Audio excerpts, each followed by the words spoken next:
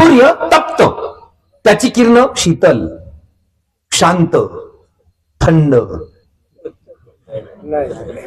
तू किती कर वटवट, आम्ही आमचे निबरगट, काय करायचंय आम्हाला?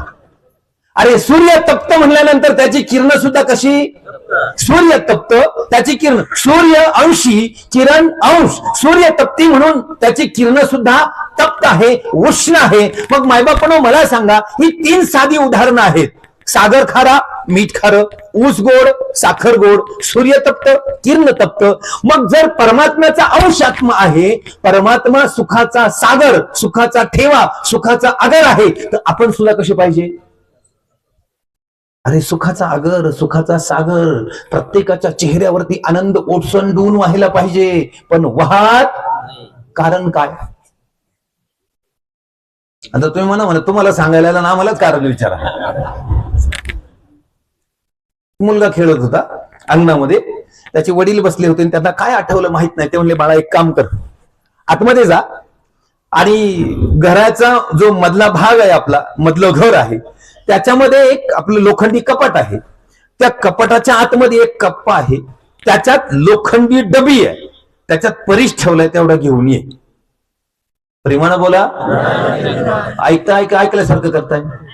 हा, त्यानं सांगितलं, बाळा आपलं घर आहे, मधलं घर, त्या मधल्या घरामध्ये लोखंडी कपाट आहे, त्याच्यात एक कप्पा आहे, त्याच्यामध्ये लोखंडी डबी आहे, त्या लोखंडी डबीत परीस आहे, तो इकडे घेऊन. प्रेमानं बोला. काय सांगितलं? मधलं घर आहे, त्याच्यात कपाट आहे, ते लोखंडी कपाटात मध्ये कप्पा आहे, त्याच्यात लोखंडी डबी आहे, त्याच्यात काय ठेवला?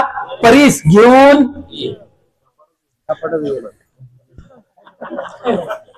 अशाच सत्संगानं अक्षत अध्यात्म ऐकतोय मायबापांनो. अरे लोखंडी डबी आणायला सांगितली, त्याच्यात काय आहे? मग जर त्याच्यात परीस आहे तर डबी लोखंडाची राहील का? काय कमालीची गोष्ट आहे. कुणीतरी म्हणा ना, अरे चुकलं सर तुमचं, हेच शिकवतं का शाळेत? ज्या वेळेला मायबापांना तो मुलगा घेऊन आला ना, तो डबी लोखंडाचीच होती. कशी असेल डबी लोखंडाची? कारण ती डबी उघडून पाहिली तर म्हटलं याच्यातला परीस तरी खोटा असला पाहिजे. कारण परीस जर आहे तर परीसाचा स्पर्श झाल्याबरोबर लोखंडाचं काय व्हायला पाहिजे?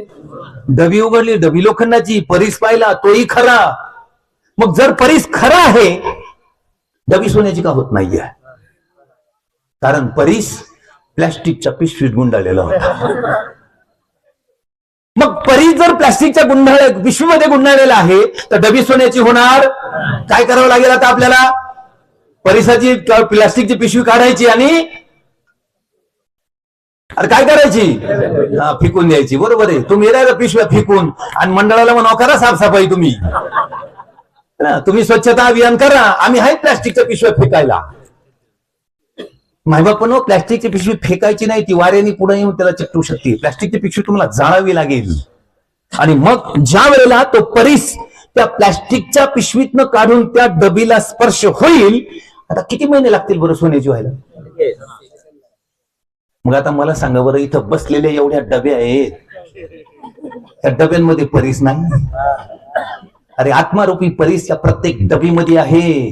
कसा चेहरा प्रफुल्लित असला पाहिजे, का जीवन सुखमय सुंदर होणार नाही? मायबापांनो, सुखमय सुंदर हे झालंच पाहिजे, पण त्याचं कारण आहे, आम्ही जो आत्मा परमात्म्याचा अंश आहे ना, त्याला या परमात्म्याबरोबर, या साधू बरोबर, या सत्संग बरोबर, या सद्गुरू बरोबर स्पर्शच करत नाही. मायबापांनो, जोपर्यंत तुम्ही सद्गुरूच्या चरणाला स्पर्श करणार नाही ना, आत्मारूपी परीस तुमच्या शरीररूपी या डबीला लागून त्याचं सोनं होणार नाहीये. महापुरुष म्हणतात, या सद्गुरूनं शरीराचं सोनं केलं,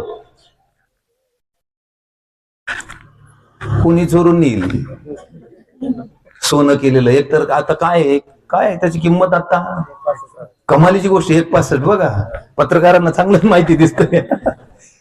मायबापांना विचार करा ना. मला जसं माहिती आहे तसं मला आठवतंय, सोनं 20 रुपये तोळा होतं. काय भाव होता? 20 रुपये तोळा. आज काय आहे? 1.65. म्हणजे काय बदललं? भाव बदलला. मायबापांनो, भाव. माझ्या जीवनामध्ये पण मला फक्त भाव बदलायचा, दुसरं काहीच करायचं नाहीये. ज्या वेळेला साधूचा आवाज माझ्या कानावरती येतो ना, मला फक्त एकच गोष्ट लक्षात घ्यायची, हे सांगतात हे खरं आहे का? कारण आपण अनेक कथा, कीर्तन, प्रवचन याच्यामधनं ऐकतो, देवाचं वर्णन ऐकतो, पण देवाचं वर्णन ऐकून माझा आत्मा शरीररूपी या डबीला स्पर्श करणार नाही. साधू संत महात्मा म्हणतात, अमृताची गोडी पुढीला सांगशी, आपण उपवाशी मरोनिया, आपण उपवाशी मरोनिया. अमृत गोड आहे, पिल्याने अमर होतं, वर्णन चालू आहे, पण अमृत मिळाले का? नाही मिळालेलं. मग ते कुठे मिळेल? नामामृत आहे मायबापांनो. सद्गुरूच्या चरणावरती आलो ना, ज्या देवाची पूजा करतो, ज्या देवाची भक्ती करतो, त्याची प्राप्ती होते, आणि मग हा आत्मा परमात्म्याचा अंश आहे ही जाणीव पक्की होते. आणि एकदा जाणीव पक्की झाली ना, की याच्यावरती आलेलं जे मळब आहे ते दूर होत असतं, आणि मग नामाचं महत्व कळतं. प्रभू रामचंद्रजी बसले होते, हनुमंत तिकडे बाजूला होते, आणि त्यांचं चाललं होतं हनुमंताचं राम राम राम. प्रभू रामचंद्रजींनी बोलवलं, म्हणलं काय वेळ लागले का रे तुला? म्हणलं काय झालं देवा? म्हणलं अरे मी इथे आहे तरी काय चाललंय तुझं? माझं कुठं काय चाललेलं आहे? अरे तो म्हणाला मी इथे आहे तरी तू काय म्हणतो? म्हणलं राम.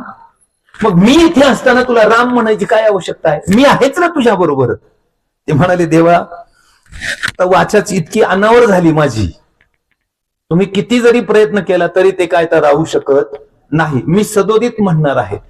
अरे पण म्हणण्याची गरज काय आहे? मी इथे असताना तुला राम नामाची गरज काय? ते म्हणाले देवा, तुम्हाला सांगू का, एक वेळ देव मिळू शकतो, पण देवाचं नाम मिळणं फार अवघड.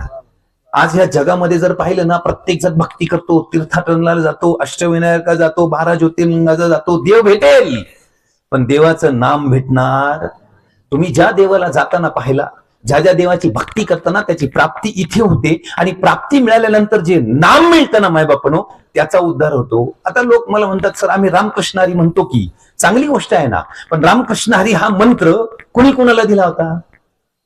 बाबाजी चैतन्यांनी तुकाराम महाराजांना दिला होता, त्यांनी जपला, त्यांचा उद्धार झाला. आज मला समयाच्या सद्गुरूला शरण जावं लागेल. आज या वर्तमान युगाला जे नाम मला मिळेल ना, त्या नामानं माझा उद्धार होईल. आणि मग हनुमंतराया प्रभू रामचंद्रजींना म्हणतात की देवा, तुम्ही फक्त अयोध्येचा उद्धार करू शकता. काय कमालीची गोष्ट आहे ना. एक भक्त परमात्म्याला म्हणतो, तुम्ही फक्त अयोध्येचा उद्धार करू शकता. तुमचं नाम जे आहे ना, संपूर्ण जगाचा उद्धार करतंय. जे जगाचा उद्धार करते ना, ते नाम मला या सद्गुरूच्या कृपेने मिळते. आणि म्हणून आज समर्थ सद्गुरू माता सुदीक्षाजी महाराज संपूर्ण जगतामध्ये ना कुणाची जात बदलतायत, ना कुणाचा धर्म बदलतायत, ना कुणाला संतांपासून कोणत्या दूर करतायत, ना कोणत्या देवापासून तुम्हाला दूर करतायत. तुम्ही ज्या देवाची भक्ती करता ना, त्या देवाची फक्त प्राप्ती करून देतात, दुसरं काहीच नाही.